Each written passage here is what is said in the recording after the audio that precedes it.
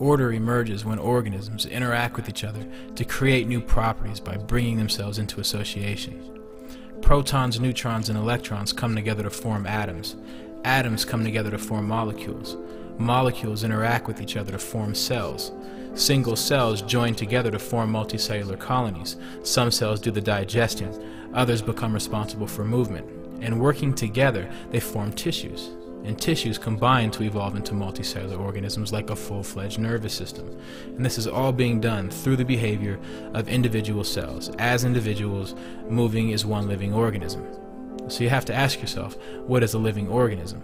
A living organism is a system of intercommunication of extreme complexity. Try to define what you are. And when you go into it, you suddenly realize that when you take off your skin and look underneath, you're a complex system of tubes and fibers beautifully patterned. And when you look at this under a microscope, all these crazy little creatures running around inside of us don't look like people, but they would seem like people if you got used to them, or if you got to know them. Because inside of us, they're having all their problems. They've got all sorts of fights going on, collaborations, conspiracies, and so on. But if they weren't doing that, we wouldn't be healthy. If the various corpuscles and cells in our bloodstream weren't fighting each other, we would drop dead. And that's why battles at one level of being can bring overall peace and health at another level. People are always going to have problems. People are always going to bump heads, regardless of what type of system we live under. But it's up to us to understand this and to turn these bumps into the learning process.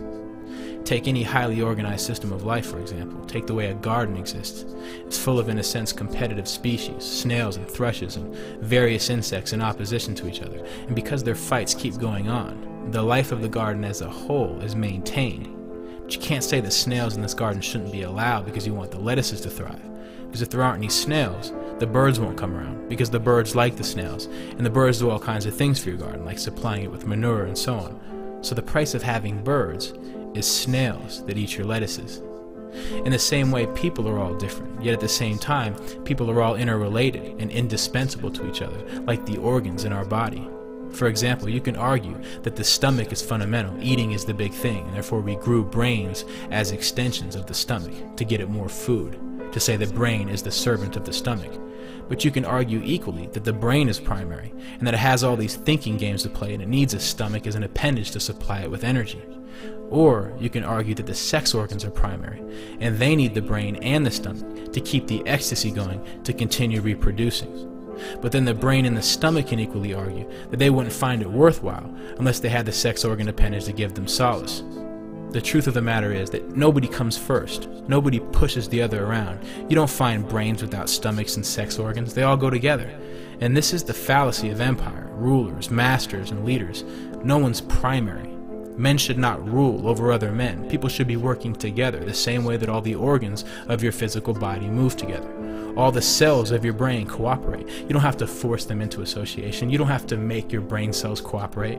You don't have to tell them to. You don't have to arrange a treaty of some kind. They just do so. And these networks of neurons create structured thoughts beyond what any individual neuron could possibly direct or conduct or orchestrate. Just look at the birds.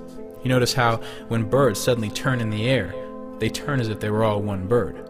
But when they land on the sand, they become individuals, running around independently. Although these birds control themselves, there exists a set of rules from within for the interaction with each other and with the environment. It's the same thing with schools of fish. We find a complex order within fish populations. They all cooperate without a leader. There's no single brain at the top giving orders down. There's no conductor, there's no director, there's no master controlling the functions of these fish. They're self-organized. So, order does not require central coordination. People can spontaneously organize themselves to create a type of self-organization structure that no individual can intend, comprehend, or perceive, much less coordinate. And this is done by free association resulting in spontaneous arrangements, understanding and finding simplicity in complexity. That's order.